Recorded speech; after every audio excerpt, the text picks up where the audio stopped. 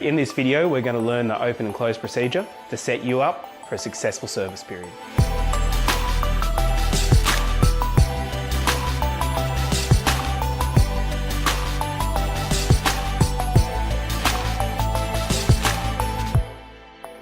Beginning a shift in a busy cafe isn't as simple as walking up to the coffee machine and making great coffee. To help with this, we've broken it down into 3 steps: powering the machine, preparing the brew groups, and setting up. Step 1, powering the machine. If the machine needs switching on, the first thing you need to do is turn the power switch to position 1. This is a safe mode for the espresso machine. It'll allow the computer to assess whether the machine needs water, needs filling, that all the systems are working correctly. Wait a couple of seconds.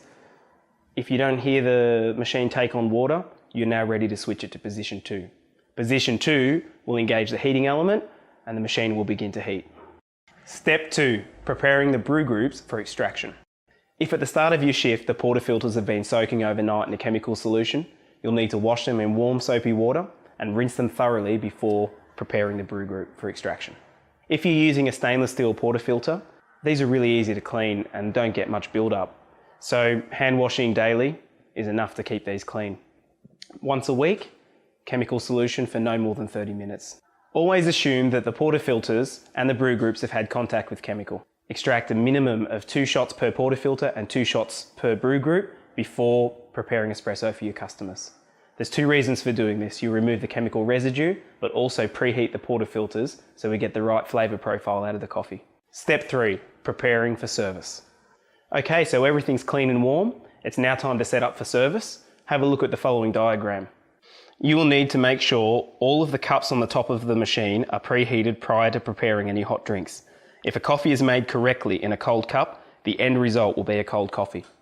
You will need 4 clean cloths that have been wet and wrung out, then neatly folded and placed into position. 1 for each steam wand, 1 for the drip tray, and 1 for wiping the bench. You'll need to use each cloth in between each action to ensure that the service area stays clean and the cups you're pouring coffee into are clean. A clean and organised workstation is the trademark of an expert barista. Now we're moving on to the close shift procedure. Closing down the espresso machine requires thorough cleaning and inspection of all parts. 1. Backwash the brew groups. First with water, then with chemical, then again with water. A teaspoon of chemical is enough to backwash 3 brew groups. 2. For drop-down shower models only. Remove the showers and seals and inspect for cleanliness and signs of wear and tear. If the showers are blocked, soak them overnight in chemical. Report any wear and tear on the seal to your manager. 3. Remove the drip tray and clean thoroughly. Also wipe out the drain under the drip tray to avoid blockage of coffee grounds. Pour a jug of hot water once the surfaces are clean to ensure the drain is cleared for the next shift.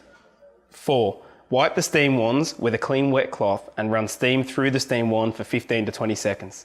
This will clean the steam wands of any milk residue on them, and you can confirm that there are no blockages in the steam tips.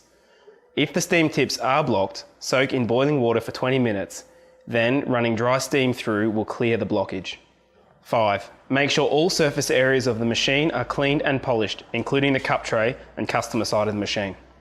Do not use scourers or other abrasive products. 6. Wipe the bench under the machine and grinder. 7. Remove coffee beans in the grinder hopper and place in an airtight container. Remove and clean the hopper with warm soapy water. Be careful not to scratch the surface with an abrasive cloth and do not put it in the dishwasher. Wipe and polish the grinder all over. 8. Separate the portafilter baskets from the portafilters and soak in the chemical solution. 1 teaspoon to a litre. Be sure to only cover the metal parts of the portafilters with the solution. Never put the portafilters in the dishwasher.